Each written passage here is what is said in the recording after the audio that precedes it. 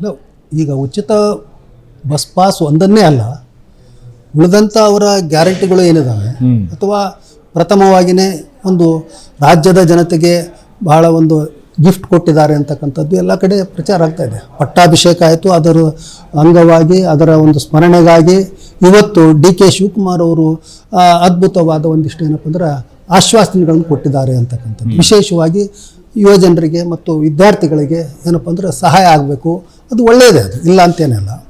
ಆಮೇಲೆ ಎಷ್ಟರ ಮಟ್ಟಿಗೆ ಅದರದ್ದು ಈಗ ಆಲ್ರೆಡಿ ಒಂದು ಮಹಿಳೆಯರಿಗೆ ಫ್ರೀ ಬಸ್ ಇದೆ, ಅದ್ರ ಜೊತೆಗೆ ಇದನ್ನು ಒಂದಿಷ್ಟು ಸೇರಿಸ್ತಾರೆ, ಅದನ್ನು ಯಾವ ರೀತಿ ಬ್ಯಾಲೆನ್ಸ್ ಮಾಡ್ತಾರೆ ಮಾಡ್ಕೋಬಹುದು ಅಂತಕ್ಕಂಥದ್ದು. ನನಗೆ ಈಗ ರೈತರ ಬಗ್ಗೆ, ರೈತ ಕೃಷಿ ಕಾರ್ಮಿಕರ ಬಗ್ಗೆ ಅಂಥೇಳಿ ಒಂದೇನೋ ಪ್ರಸ್ತಾಪ ಬಂತು, ಅದರ ಬಗ್ಗೆ ನಿರ್ದಿಷ್ಟವಾಗಿ ಏನೂ ಇಲ್ಲ.